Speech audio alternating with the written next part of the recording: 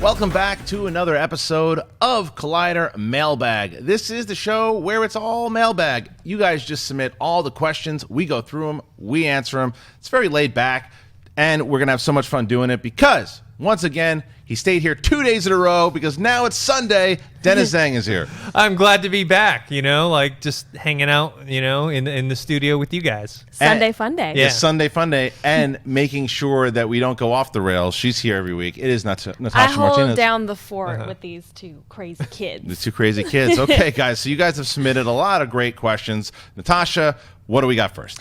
Kyle Cruz writes, "Hey Collider crew, with the recent announcement that the Han Solo anthology film will be landing in May of 2018, what do you think the chances are that it will open on Star Wars Day? May the 4th does fall on a Friday in 2018, and this seems like too big of an opportunity for Disney not to capitalize on it. Thanks, and keep up the great work." I could not agree with you more, sir. I think it is a brilliant idea to do that. If you're going to, I personally don't think that Star Wars should be in May anymore. I said this on Jedi Council on Thursday. I think that they have really put the ground. They threw the flag down in December. Everyone bails every time they're near a Star Wars movie. So I think that they should stick to December. But if you're going to do it in May, I'm obviously going to see it. We're only going to have 6 months in between Episode 8 and then the Han Solo movie. So if you're going to do it, yeah, it would be, I think, a missed opportunity to not nail that May 4th date because you'll own the summer right off the bat because we are starting in April really with summer movies. But I mean, Captain America did it. Fast and Furious has done it in April. Captain America: Winter Soldier, that is. And now we have. I think that if you opened up May 4th and gave the Star Wars fans that date, and you could play on that, you could really market it with the May the 4th. I think it's a smart move, and I wouldn't be surprised if it happens. Okay, I think it's a good idea to do it, especially with the timing. If they're going to do May, might as well do May the 4th anyways, and I think it would be great for the fans, but I disagree with Kyle when he says it's a too big of an opportunity to pass up. Let's be honest. Most fans that watch Star Wars, they don't care. They don't care that if it's May 4th or May 11th. Yeah, exactly. Yeah. To them, it's no big deal. Like they just want to see the movie. So for them, it's like May 4th, May 11th, whatever it is. It's fun. It's great. I think they should do it if it's all possible, but it's not like they're not going to miss out on anything if they don't do it. It's just a great. I think what both Kyle and myself here are saying is that it would be a missed marketing opportunity because it certainly would be to say May the 4th be with you on. They say it all the time now, but if you could say it in a Han Solo film to market Han Solo, it would be a missed opportunity not to do it. But we also don't know if that spot's available or if there's a higher. Maybe someone else has already targeted that date. I don't know, but I think that they should do it. But you're right. If it was a week before in April, if it was 2 weeks later, it's still going to do big business because it's a young Han Solo movie. It's a Star Wars movie. As Star Wars fans, do you guys celebrate May the 4th? Like, do you do anything at all? I mean, there was a lot of the things with the toys last year. I think there was a lot to do. I think that was. We thought that the full trailer was going to come out that day. Didn't happen. No, that goes back to your point. Is that they don't need to do this stuff because a lot of people thought it would have been a missed opportunity not to drop the trailer on May the 4th, and they dropped a big trailer during Super Bowl. And, I mean, not Super Bowl. Excuse me, the Giants game on Monday Night Football. So that to me was something. You're right. They don't need to do. It's fun for the fans, but not necessary. It's funny to think back. Star Wars only had one full trailer. We had the teaser one, and then we had a second teaser one, and then. Well, you had all those international trailers. Yeah. Remember, they after that one trailer came out during Monday Night Football, I was like, okay, I'm good. Yeah. Then they started dropping all those TV spots and all I think there was one or two more international spots because the international trailer that came out was significantly different from the thing that we saw on Monday Night Football. So they did. It was, but we thought maybe because I remember on Jedi where the comments would come in and it's like, no more. I've seen enough. So who knows? Okay, Natasha, what's Frank next? Billiards writes, "Hey there, my question for the panel is as follows. Every year, awards are given out for Best Actor and Best Supporting Actor, but over the last 5 years or so, who do you think has been the most improved actor or actress?" I've got a little bit of a list, and I apologize if I take any of your guys, but we can discuss them if I do. I've got Channing Tatum in there, who I think is probably going to be the champion of this list. He's done so much, from being a not good actor to someone who has had Oscar consideration. He was great in Foxcatcher. He was, I think, where we really turned people's opinion around was in the 21 and 22 Jump Street movies, because he showed he could do comedy, and he's really dedicated. The dude he's one of those guys that gives it 110% every single time. So I think he's the champion of this list. I think Miles Teller's another guy who came from being just the dude in Footloose to being in a movie like Spectacular Now, and then jumping over to being in Whiplash, which is one of the best, if not the best movie of that year.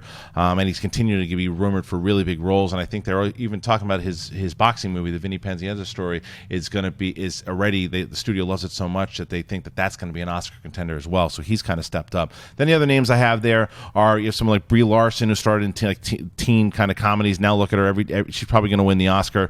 Taylor Kitsch, I thought, even though you didn't like True Detective season 2, I thought he was really good in it.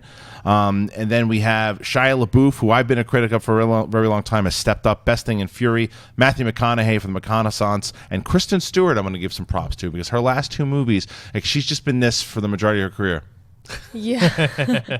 But although I saw her give a speech in Sundance, and she should never give speeches ever again. But as far as her performances go, the last 2 that she's done with Still Alice, and then I forget the name of the last one, she's really stepped up. So that's my list. How about you? Yeah, I mean, I have, with Channing Tatum, it's kind of, I agree, but also disagree at the same time, because he is great now. But I actually had seen him in a movie called Guide to Recognizing Your Saints that had Robert Downey Jr. And that was a long time. I think that was like 2000, maybe. He showed flashes in that movie. So to me, like, he did have that potential. He just chose really, he was like Step Up. He was in, what was it, like, was he in The Vow or one of those things? I think it's like McConaughey, where he's choosing better projects to better showcase his acting skill. I would also throw Jonah Hill on there. Yeah, not that he was ever bad, but he was in super bad, and then he killed it in Moneyball and in Wolf of Wall Street. Yeah, and so like now he's a guy that he's got 2. Did you ever think when you saw Superbad that Jonah Hill was going to have 2 Oscar nominations? No, 2. No, it's a great point. Natasha, you got a list? Anybody? You stole my Jonah Hill, I was thinking Shailene Woodley, because I remember, like, I used to watch ABC Family all the time, and she was on that TV show, Secret Life of the American Teenager, which was the most cringe-worthy TV show that I think I've ever watched, and it went on forever, it, like, never stopped. And then when I saw her in The Descendants with George Clooney, I'm like, whoa, who is that? And I just remember, like, kind of her picking those, different roles in Spectacular Now as well, which is an amazing movie. So yeah, I mean, I hope she continues to choose those roles and go in that direction. Random side note: ABC Family is now turned into Freeform. That's right. I have no idea why. I forgot about that. I don't know. I think they're just making really weird. Odd choices with their shows. I just want to see Shailene Woodley go away from the Divergent series. Yeah, I was going to add that too. I think everyone needs to go away from the Divergent series. Yeah, we need to go away from that series. Okay, what's next?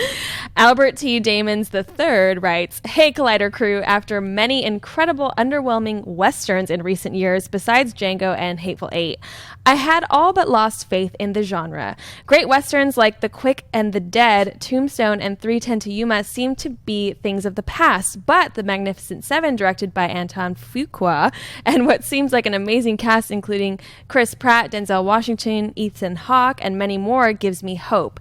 Am I fooling myself by thinking a great cast will result in a great western, or will this be another Jane Got a Gun? Thanks for your time and keep bringing the filthy." Well, first of all, I don't know. All those that you listed, I'm going to agree with, except I know a lot of people love The Quick and the Dead, but I don't know if I'm going to put that as a great western. But I get where you're going with the rest of it, and I think we got a shot. I think we have a shot here with Magnificent Seven. I like the cast very much, and I think that based off of an already established movie that people love, westerns are hard to do. They're hard to get people interested, and if you don't have Tarantino's name attached to it, it's tough to do. I think though that this could do it. I mean, you got Denzel. Fuqua and Denzel work really well together. I've been looking forward to this movie for a very long time. So I happen to think that this might be a movie that get people talking, because I think it's going to do a little bit more than the traditional Western. I think it's going to be a little bit more commercial, I think, as well, too. So for me, I think this one can pull it off. I'm looking forward to it. I have to admit that the original Magnificent Seven wasn't a movie that I loved as a Western. I liked it. It just wasn't the style that I like. I like that Sergio Leone, Good, Bad, and the Ugly, Once Upon a Time in the West, that kind of style. So a little more gritty? Yeah, more gritty. That Magnificent Seven, it was a little more, I don't know, like... Fluffy, like even the music itself was... But that's kind of why I think it's going to do better in the box office. I don't disagree with why you liked it, maybe the Leon more than this one, because of the tone, for sure. But I think that this movie is going to have that kind of fun fluff, but it's also going to have that Fuqua style. Because look, Fuqua doesn't really deal in fluff. So I think lighter is probably a better word. I think lighter and more commercial is probably the word. And I think that that's what the Western kind of needs right now. But it's also going to have that intensity. When you put Denzel in it, it levels go up, and the guy can really bring in audience. I mean, he's done it, and especially with their collaborations before. So that's kind of why I'm leaning on the side that I think Magnificent Seven is going to be good. I don't know about Magnificent yet. Like with Jane Got a Gun, I actually saw that movie. Yeah. It wasn't terrible. It was decent. It wasn't great or anything like that. Right. And then there's been some over the past few, like I consider The Proposition by John Hillcoat a great Western. Yep, I agree. That was in 2005, not recently, but you have to think about this. The less Westerns you make, the less great ones are going to come out. So we have like a few here and there, and so there's just less of a chance. I think that's what you said. Jane Got a Gun wasn't terrible. That's the thing, is that most of these Westerns that come out, they're not terrible. They're just not great. And we need we need a great Western to come out. And even when you take the examples of like Django and Hateful Eight, those are because of Tarantino movies. They really are, because it's got that dialogue, and it's not, I mean, it could be anywhere that Tarantino sets his world, you're in it because of that dialogue and the crazy characters. So you have that advantage. It doesn't matter where the genre is. So it's when the Western genre can really capture people again. It hasn't in a little bit, so I do hope Magnificent Seven is the one. Well, you make a good point, though. With Tarantino, he did Django, he did Hateful Eight. People are seeing that movie because it's Tarantino. Right. Just kind of like the way he's forcing people to watch like the 70mm print, right? People aren't going to see it because of that. They're saying because it's Tarantino. And so in order for studios to say, oh, Westerns are a viable genre again, they have to see more than just Tarantino doing it and being successful. Yeah. I think that's why they're going after the remake of this one. Okay, Natasha, what's next? Andrew Middlemoss writes, "Good morning/afternoon, Collider crew. I'm a big fan and listen every day. Actually found your show while looking for superhero news podcasts 5 months ago. My question for the group is about Marvel villains, and to a lesser extent, the DC Universe villains as well. Will we see Marvel or DC keep a villain around longer than one movie? Currently, Loki is the only major villain that has lasted longer than a single movie, while Ultron, Malekith, Red Skull, and Zod have all been one-hit wonders with their respective movies. I've always been a fan of well-crafted villains, and I have been a bit disappointed in how these ones have been handled. Thank you for your time, and keep it sweaty." Well, I don't think this is a topic that many people can argue, is that DC in general has the far superior villains. And I think that the Joker's going to be around for a little bit. I don't think the Joker's going anywhere. I think that, especially when you get Jared Leto, you probably sign him for a few movies. We know that he's going to be in Suicide Squad. Whether or not he appears in Justice League, probably not. You'd assume he's going to appear in one of the standalone Batman movies, so that's probably a given. I would like to see the same thing if they ever bring the Riddler in. As regard to Marvel, see, I don't think the Red Skull is done. Now, whether or not Hugo Weaving is coming back, that's another question altogether. But I think that the Red Skull eventually will return. But I do agree that there's a lot of, with Marvel, it's just, okay, and Thanos is going to come back too. And he's been, bits and pieces, he's been there throughout. I think he's going to have a part in the next Avengers parts 1 and 2. But yeah, it has been like, okay, we need the big bad, and then he's defeated after pretty easily. And they certainly did that with Ultron. Ultron to me was a bit of a letdown for what I thought he was going to be and to what he ultimately turned into. So that's my take on it. Dennis? Yeah, I think the reception of the villains is what's going to keep them around. You're right. Joker's going to stick around. They're not killing off Joker. They killed him off in the Burton one because at that time they weren't thinking of these things as franchises yet. Right. They were just like, okay, well, fine, Jack Nicholson, he's dead, Right. and then whatever, we'll move on to the next thing. But now, even in the Nolan one, they didn't kill No, off the he was Joker. he was supposed to come back. Yeah, he was supposed to come back in the third one. Good on the side, not as the main villain. Right. And so that's what's going to happen. Loki they'll keep around. But Lex yeah, Luthor. Yeah, Lex Luthor. They can't kill off these big villains. Thanos, on the other hand, I think they're going to kill him off. I think because... After the first movie or the second No, movie? after the second movie. Two parts, right. No, right. because they've been building this. And Right. he's going to be the main villain. They've been building this for a long time. But I feel like you can't keep him alive because the stakes are so high. Right. They have to kill him off. And then that way... because if they bring him back, it's gonna be like, well, what do we just do? This whole phase. It's basically 3 phases to get to this point, Right. And then what? He's going to come back for the next one. True, he was teased in the post credits of the first Avengers. So yes, you're right. So yeah, I think it really depends on who it is. Okay, Natasha, what's up? Sam Dean Bobby Casty writes, "Hello, Collider crew. Huge follower of your shows, especially Jedi Council. Yeah. We've seen with Star Wars Episode 7 and Star Wars Episode 8, movies are moving away to avoid competing against them. For example, Kung Fu Panda 3, Mission Impossible 5, Warcraft, and Avatar 2. Currently, Rogue One has 3 major movies competing a week or 2 after its release. Assassin's Creed, Chris Pratt and Jennifer Lawrence's sci-fi film Passengers, and the Illumination Entertainment film Sing. Will/should any of these films move? Thanks, and bring on the sweet filthy." It's a great question. Will they move? No. Should they move? No. Because you're not going up against Episode 8. You're going up against a brand new movie that people really don't know. It's still a Star Wars title, and once the marketing kind of pitches in, and once Darth Vader starts becoming a part of the marketing, it's going to be a different ballgame. But no, it's not Episode 8. I still think that this movie will do amazing box office, but it's certainly not going to have the box office that The Force Awakens had, and I don't think anybody expects it to. I think that Assassin's Creed is going to do very well. I think that, and I believe, does it come out a week before or a week after? Not sure. But either way, the Assassin's Creed, from what we're hearing about it, could perform very well. Do I think it's going to do enough to really damage Rogue One's box office?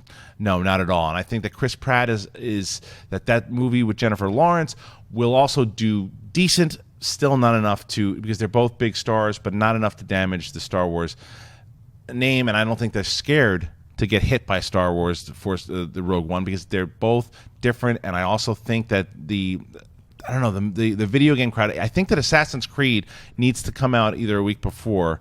I think a week before would probably be smarter for it, and then maybe it takes some of Rogue One's audience if there's sold out shows. I don't know. So I don't think that they should move. What do you think? Well, I agree with most of everything that you said. That because it's not Episode 8, people are not.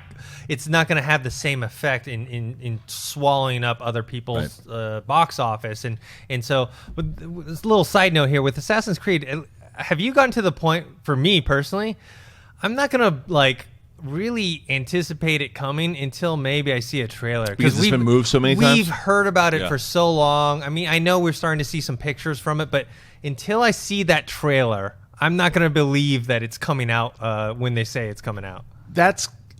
That's kind of why I do believe it, because of the production stills and everything too, and now Fassbender's talking about it. I was with you I remember going to Comic-Con 2 years ago, and then they were saying, "Oh, Assassin's Creed is coming out next week." And I was like, "What are you talking about?" And 2 years later, here we are. But now that we see that he's talking about how it's very similar to The Matrix, and you see him with the hoodie up, and he's kind of embracing it, and then the fact that Marion Cotillard was brought on, the director of Macbeth. It's going to happen. It's going to go down for sure. No, but I don't think it should move, because they knew for a very long time. This isn't like Episode 8, where Episode 8 was scheduled for May, and then they moved it, and then the Avatar and Ready Player One were like, "I'm getting the hell out of here."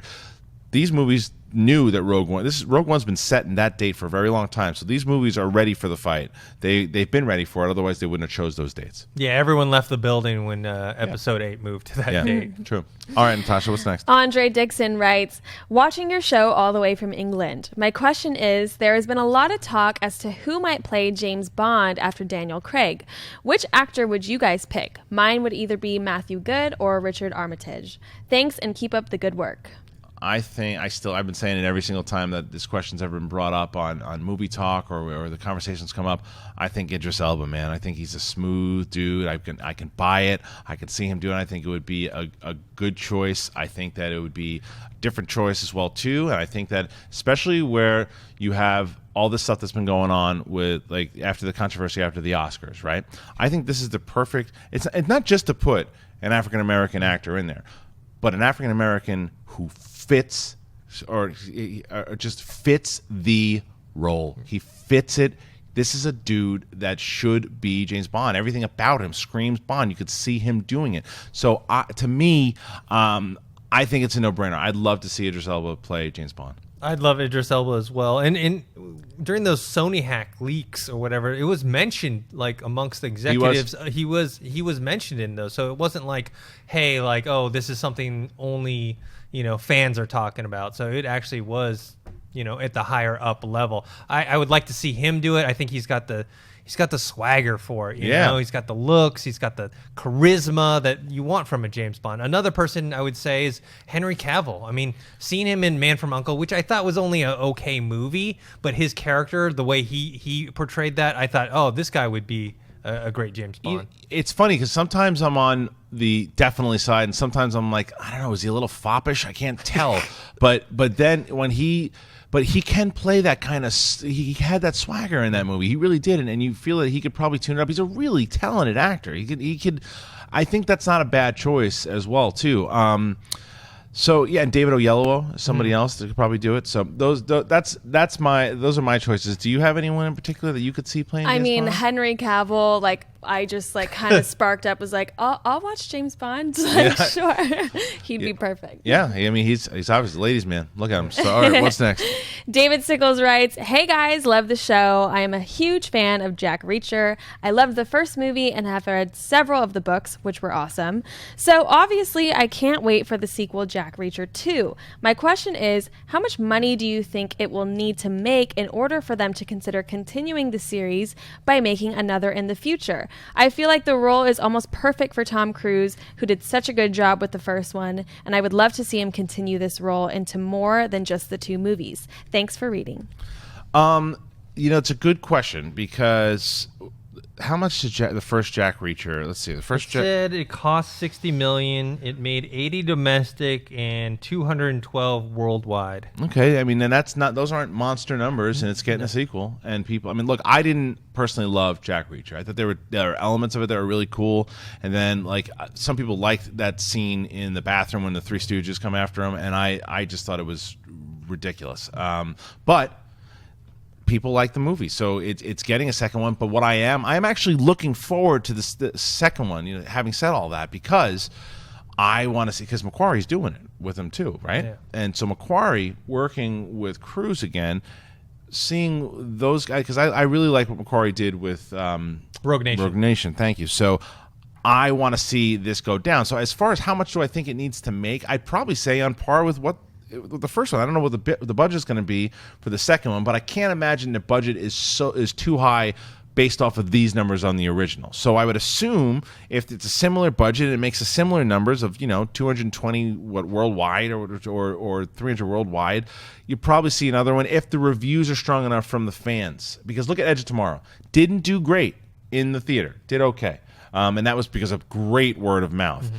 And they're making another one for Edge of Tomorrow, too, because that's fan reception. So if the fan reception's out there, it's a smaller budget. I think that's kind of how you'll see a Jack Reacher 3 or 4. Yeah, I think even if they boost the budget up, let's say $20 million, they go 80, right? You mean, make around 300, right. Close to 300. I think you're fine, with Tom Cruise and coming off of Mission Impossible Rogue Nation. I think that's definitely plausible. I like Jack Reacher. I didn't love it. It definitely isn't like a Rogue Nation level of action film, but I enjoyed it. The scene that you don't like, I actually like that bathroom. A lot of people like that scene. I just thought it was it took me out of it because you have that really terrifying scene in the beginning with the sniper. That's terrifying. And then that comical scene where they're just hitting each other in the head with pans, and you might as well, woo! It was so stupid, but a lot of people like it. Yeah. What's next? Sean Harrington writes, "Greetings, Collider crew. I know you've talked on the subject of reserved seating in movie theaters, and I'm excited to say I'm seeing Deadpool tomorrow with reserved seats.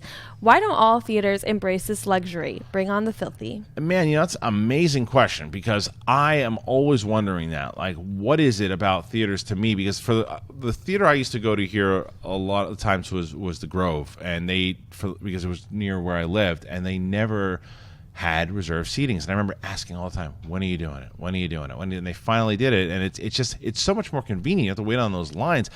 I am not really sure why. I don't know if it's a matter of, is it more money or something? I think so. It's got to be, right? Like, why wouldn't you do it? Why wouldn't you do that? Like, why?